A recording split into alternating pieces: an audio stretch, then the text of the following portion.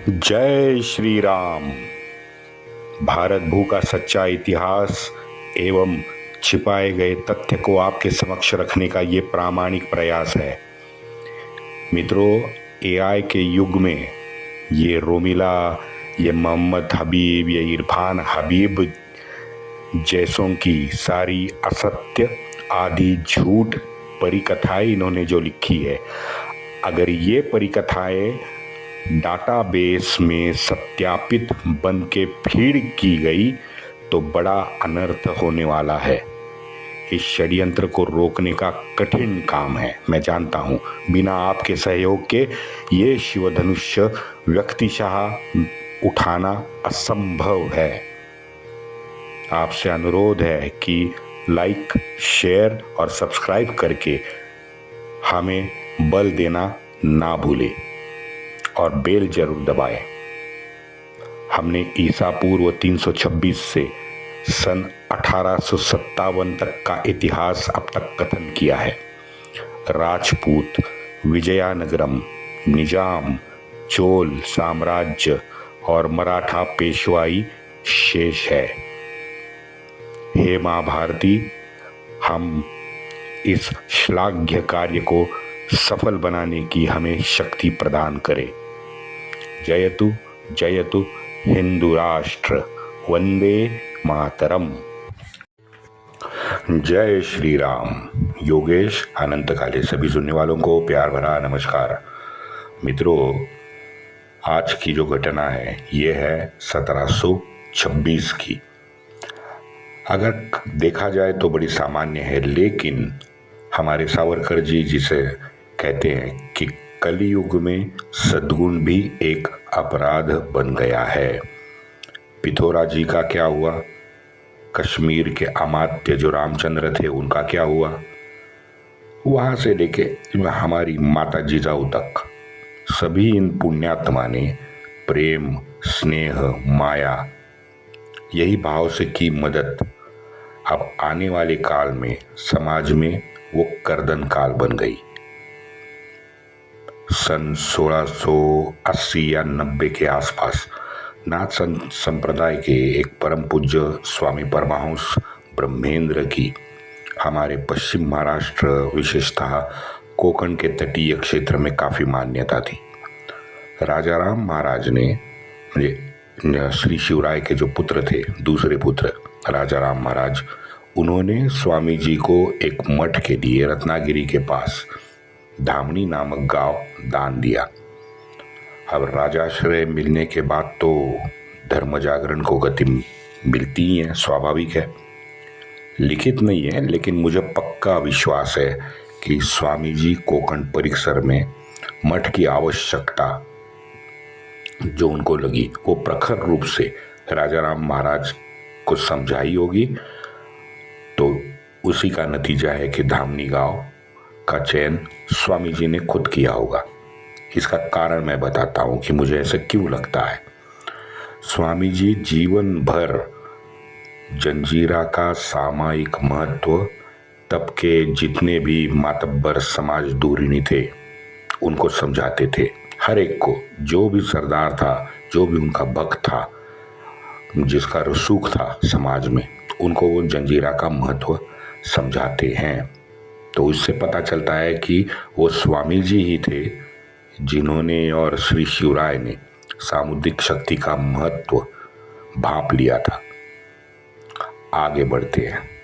इसके थोड़ा सा पूर्व हमारे युवा साथियों को संक्षेप में नाथ समुदाय के बारे में बताना जरूरी है। न जाने अंग्रेजी कुछ भाषांतर पढ़ के उनको रिलीजन और सेक्ट बना के और मन में दुविधा उत्पन्न हमारे युवक ना करे, क्योंकि उनको लगेगा कि भाई ये रिलीजन है, ये सेक्ट है, तो बुद्ध, सिख और जैन भी तो संप्रदाय ही हैं, रिलीजन और सेक्ट ही हैं, इसलिए उनका अलग धर्म है, तो नाथ संप्रदाय भी कहीं अलग तो नहीं है। ना ना ना ना, नाथ संप्रदाय तो सनातन की रीढ़ है, आप आत्मा कह सकते हो। ये शैव संप्रदाय की एक शाखा है। तपस्या साधना करने में किंचित थोड़ा सा हर एक में फर्क है, इसलिए उन्हें संप्रदाय कहा जाता है। अंतिम लक्ष्य तो सभी का एक ही है और वो है पिंड टू ब्रह्मांड, सब एक है।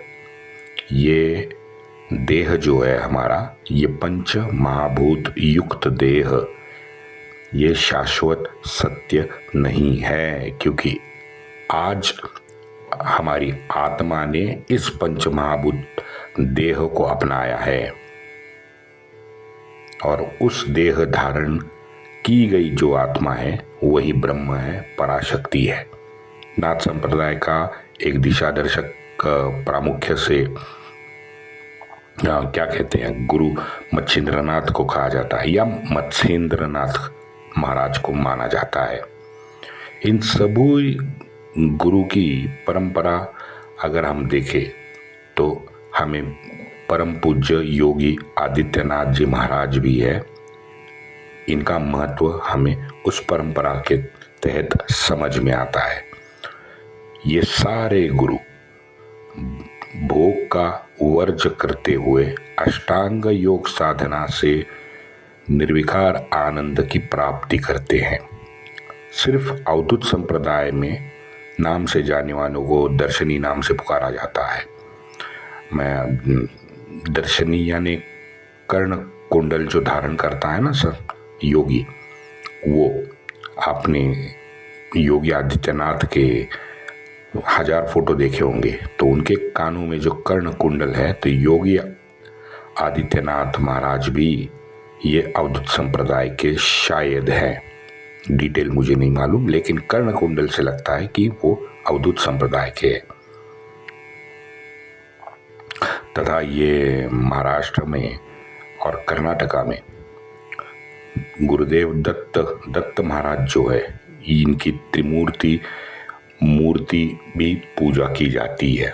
तो उन दत्त महाराज को भी नाथ संप्रदाय का ही बताया जाता है और उनकी पूजने की यहाँ परंपरा है। अब मित्रों, ये विषय इतना गहन और वैज्ञानिक आधारभूत है कि मुझे समझाने में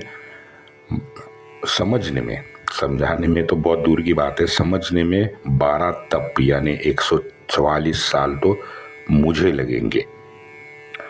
बस हम सामान्य हैं तो यही समझने की कोशिश करते कि हर एक आत्मा जो है यानी अपना जो खुद का पिंड है, ये पिंड में उपस्थित 6 चक्र है, 16 आधार है, 2 लक्ष्य है, 5 व्योम है, 1 स्तंभ है, 9 द्वार है, 5 स्वामी।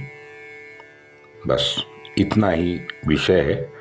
अब उनका ज्ञान प्राप्त होने के बाद ही शक्ति स्वरूप देवता की अनुभूति होती है, या सामान्य भाषा में कहिए मोक्ष मिलता है। मोक्ष यानी जन्नत नहीं है, या पूरी तरह समझ लो, ये मिक्स मत करो कृपया कि भाई जन्नत मिलेगी। जन्नत नहीं, जन्नत की कंसेप्ट ही अलग है, मोक्ष की कंसेप्ट अलग है। पॉजिटिव एनर्जी में अपनी आत्मा को कन्वर्ट करके पूरा ये जो साइकिल है जीवन का, इससे मुक्ति यानी मोक्ष, वहाँ पे कुछ मिलता नहीं है भाई, वहाँ पे स्वानंद मिलता है। स्वानंद शब्द का अर्थ गूगल पे कृपया मत ढूंढो, अपने गुरुओं से जाके ढूंढो, क्योंकि गूगल में जो आपको अर्थ मिलेगा वो पता नहीं, शायद कहीं, अब चलो छोड़ो, वो हमारा विषय नहीं है। मित्रों, विश्व में बहुत सारे असुर है, असुर यानी अज्ञानी हैं। सोचते हैं कि ज्ञान मैं क्यों प्राप्त करूं, जो मुझे नहीं मालूम तो नहीं मालूम। हाँ, अब जो नहीं मालूम उसे कुछ विश्व के हमारे असुर है वो जाहिलता का नाम देते हैं कि भाई ये बकवास है। हाँ, ये तो सबसे आसान है कि अंधे बनो और आसमानी किताब को फॉलो करो, हो गया जीवन सफल, फिर बाद में जन्नत में जाके मौज करेंगे। मूर्ख, अब क्या बताऊं, अब गालियां भी नहीं दे सकता। हाँ, शरीर यही छोड़ेगा मूर्ख मानुष, तो शारीरिक सुख वहाँ कैसे प्राप्त करेगा? हाँ, शरीर तो यहाँ कब्र में पड़ा है तेरा। अब ये प्रश्न आप पूछ लो। ये प्रश्न पूछने के बाद तो दाएं बाएं कर जाते हैं फिर। तो मैं कह रहा था कि राजाश्रय मिलने से ब्रह्मेंद्र स्वामी की जो कीर्ति थी वो कर्नाटक तक दूर दूर पहुंची थी। अब श्रीवर्धन वाले बालाजी विश्वनाथ प्रभावित ना हो, ऐसे कैसे हो सकता है? बालाजी विश्वनाथ सह कुटुंब सह परिवार दर्शन करने धामाणी के मठ में पहुंच गए। चमत्कार हुआ। जैसे बालाजी विश्वनाथ मठ पहुंचे, स्वामी जी आसनस्थ थे। वो स्वयं बालाजी के पास उठ के आए, बालाजी के कंधे पे हाथ रखा, बालाजी को बोले, मैं तुम्हारी प्रतीक्षा कर रहा था। तुम और तुम्हारे वंशजों पर एक महत् कार्य नियति का निहित किया गया है। बालाजी, तुम उच्च पद पे जाके धर्म रक्षा करोगे। वैसे मैंने एपिसोड में बता दिया कि बालाजी जब से गांव के प्रमुख थे अपने गांव के, तब से सिद्धि के साथ तो लगातार अनबन उनकी शुरू हुई थी, स्वाभाविक है। लेकिन वो स्थानिक लेवल पे हम कह सकते हैं, जब 1713 में वो पेशवा बने, तो पेशवा बनने के बाद में उनके सिद्धि के साथ जो संबंध थे वो तो अब राजकीय भी हो गए। तो उसके सिद्धियों के गतिविधि को रोक लगाना, उसके ऊपर उपाय करना, तो अब पेशवा बन के बालाजी का कर्तव्य बन गया था, कर्तव्य का भाग बन गया था एक, ये समझ लो। आंग्रे और सिद्धि की लड़ाई तो मैं बता ही रहा हूं कि 30 साल से चल रही थी। अब पेशवा के बीच में आने से ये हिंदवी स्वराज्य का द्रोही सबकी नजर में आ गया। आंग्रे और पेशवे स्वाभाविक है एक ही थे, लेकिन आंग्रे संभाजी भोसले का पक्ष ले रहे थे तथा पेशवे चट्टान की तरह शाहू महाराज के पीछे खड़े थे। लेकिन ये अंदरूनी झगड़ा था, बाहर तो आंग्रे और पेशवे एक ही हो ही गए।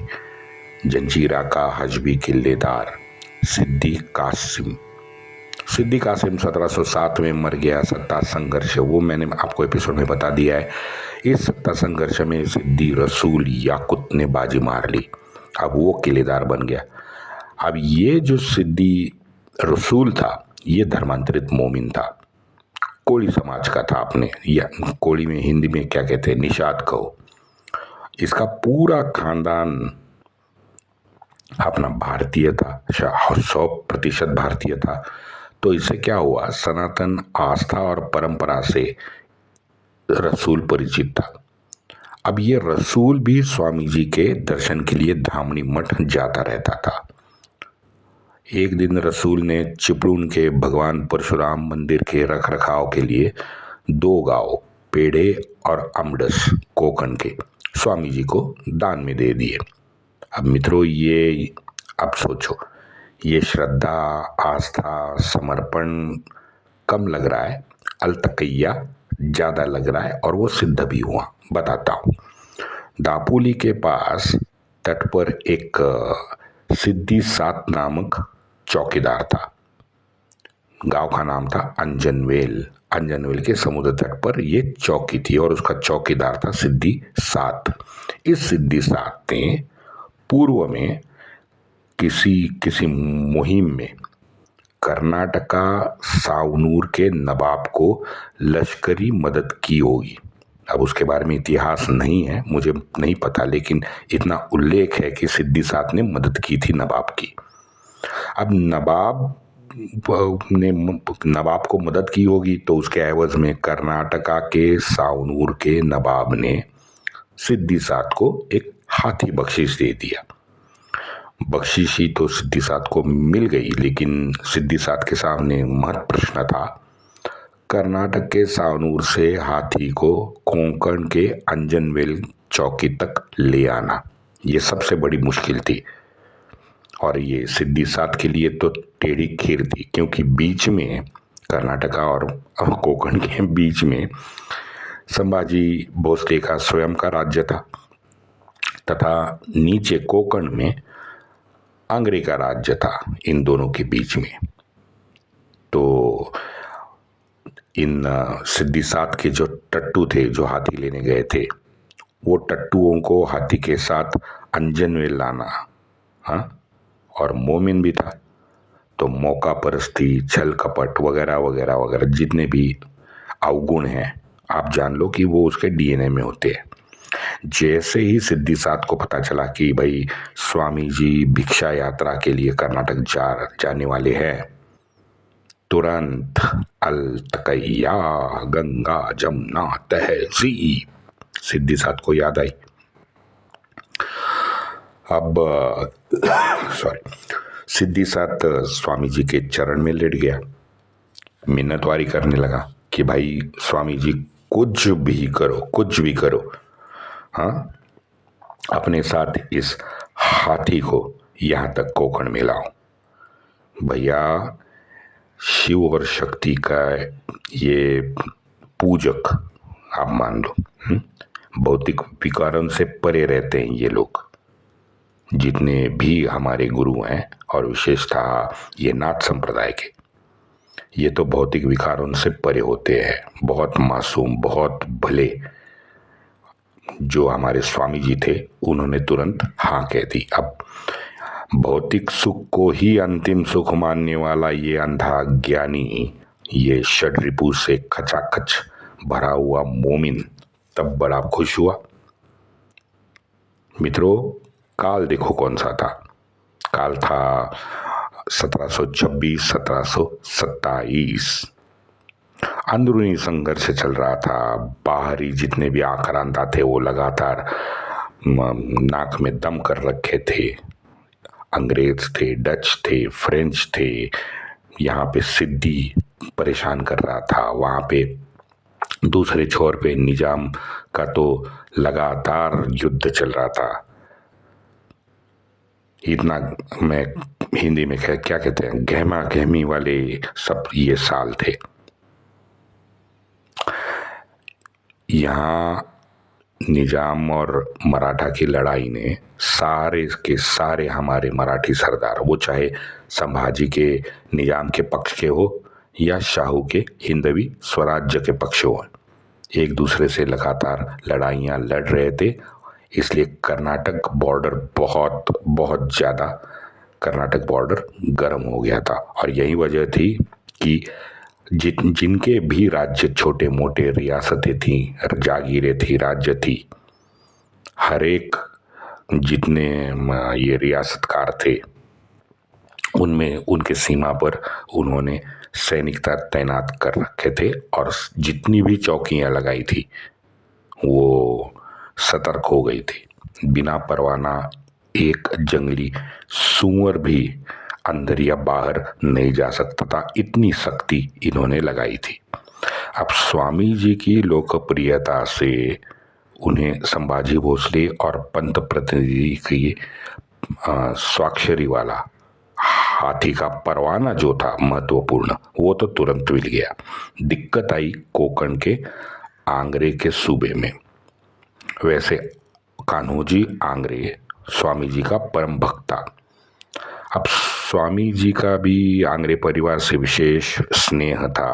वो उसकी बीवी, कान्होजी की बीवी तो खुद ने उसने अभंग वगैरह लिखे हैं, इतनी बड़ी वो संस्कारित स्त्री थी। तो उसके बाद उसके पत्र भी है, वो कहीं आगे फिर रेफरेंस में बताऊंगा, क्योंकि उसके पत्र उमा देवी उसका नाम, उमा देवी का मैंने एक एपिसोड भी किया हुआ है, आप कृपया सुने उसको। तो ये कान्होजी तो वैसे परम भक्त था। तो स्वामी जी को लगा कि भाई यहाँ पे कान्होजी का परवाना लेना ज़्यादा जरूर नहीं है, कान्होजी तो भक्त है, मेरा नाम ही काफ़ी है, बस निकल जाएगा। अब बिना परवाना हाथी ये मोमिन ले जाने लगे। मागजन गांव आ गया। मागजन जैसे आज भी मागजन गांव है, तो मागजन का चौकीदार वहाँ पे भड़क गया। उसने मोमिन और हाथी ये दोनों जब्त कर लिए, सीधा अपने सेंट्रल इस पे कमांड को जयगढ़ भेज दिए। अब हाथी न मिलने से सिद्धि साथ यहाँ पे भड़क गया। अब मोमिन जब भड़कता है तो अपनी औकात पे आ ही जाता है। सीधा भगवान परशुराम के मंदिर पे सीधी साथ ने हमला बोल दिया। पूरा का पूरा मंदिर तहस नहस किया, लोगों को मारा पीटा। 5 दिन तक मंदिर के पुजारियों को उसने अनंत यातना दी। अब स्वामी जी ये सुन के स्वामी जी आहत हुए। आहत में कान्हो जी को अपने पत्र भेजा कि भाई ऐसे ऐसे है हाथिया, मेरे पास परवाना तो था नहीं।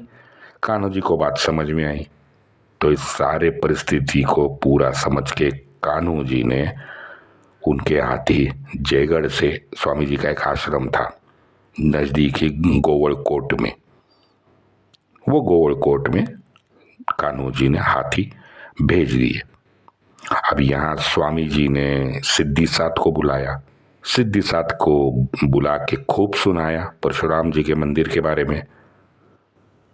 हाथी लौट आया।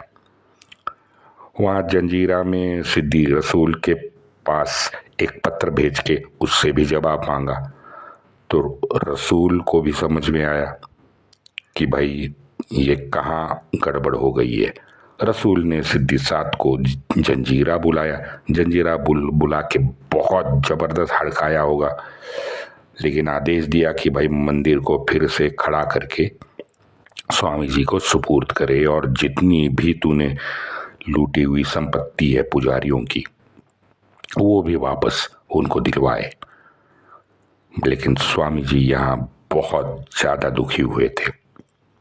कान्हो जी के बार बार विनती करने पर भी वो कोकण नहीं रुके। उन्होंने कोकण छोड़ दिया और ऊपर घाट के ऊपर आ गए। घाट के ऊपर सातारा के पास धावड़शी नामक एक गांव है, आज भी है, और आश्रम भी है। वहां पे आश्रम बसा के वहां रहने लगे। बालाजी ने पेशवा के नाते ये सिद्धि और आंगरे की ये जो 30 साल की लड़ाई थी उसमें संधि भी करवाई। संधि करवाने से फिर हुआ यूं कि अगले 10 साल ये संधि कायम रही और कोकण में थोड़ी सी मैं कह रहा हूं शांतता स्थापित हुई। 1729 में कान्हो जी आंगरे का दुखद निधन हुआ। 1731 में स्वामी जी के दर्शन करने आए बाजीराव की में स्वामी जी ने फिर जंजीरा का मुद्दा जो था बाजीराव के सामने उपस्थित कर दिया। अब ये छोटी सी घटना है। घटना 2 वाक्य की है। कहीं दूर हाथी था, हाथी इप्सित स्थल जो था वापस आ गया। लेकिन इसमें कहानी में इसमें इम्पैक्ट देखो क्या हुआ। जो पिथौराजी ने किया मोहम्मद घुरी को हरा के छोड़ना, हाँ, जो रामचंद्र अमात्य ने किया लड़की को रिंचन के साथ उसका ब्याह करना, जो हमारी माता जिजाऊ ने किया कि जो अफजल खान अपने उसके माता के पति को शाहजी महाराज को छल कपट करता है, द्वेष करता है, उसको कैद करवाता है, मारने की इच्छा रखता है। अच्छा, ये तो हो गया पिता। पुत्र के बारे में भी छल कपट से जो मारना चाहता था, जिसका सर उनके पांव पे अर्पित किया था श्री शिवराय ने, उसकी कब्र पे तेल और बाती का 1 साल का 5 रुपए देने का वादा ये माउली ने किया था। हमारी वो बोली माँ ने किया था। अब क्या बोलूं, ये पुण्यात्मा तो है ही ना, लेकिन ये उनका जो सद्गुण है वो सावरकर जी ने कहा आज ये कलयुग में दुर्गुण बन गया, क्योंकि इसका इम्पैक्ट हम आज भी प्रतापगढ़ में जो कब्र पे 2023 तक मसला चल रहा था ना, फिर दूर जाके उसको तोड़ना पड़ा। तोड़ने के बाद में थोड़ा सा अब शांत हुआ है।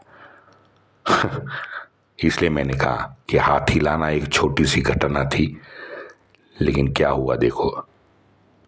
सोचो अगर स्वामी जी अल्तकैया के उस जाल में ना फंसते, सोचो तो क्या होता। जय श्री राम, वंदे मातरम।